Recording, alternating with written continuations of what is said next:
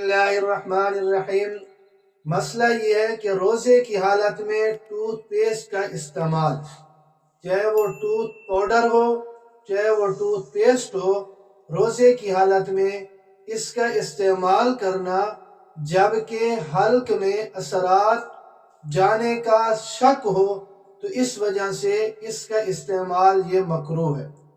اگر حلق میں ٹوتھ پیسٹ یا ٹوتھ پاؤڈر یہ اس کے اثرات محسوس ہوئے تو اس سے روزہ فاسد ہو جائے گا۔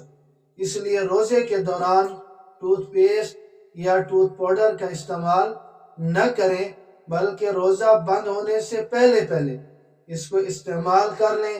اور اس سے بہتر مسواک ہے کہ دوران روزہ بھی اس کا استعمال کیا جا سکتا ہے۔ تو ٹوتھ پیسٹ اور ٹوتھ پاؤڈر کے بجائے اگر مسواک استعمال کیا جائے تو یہ بہت اچھی بات ہے۔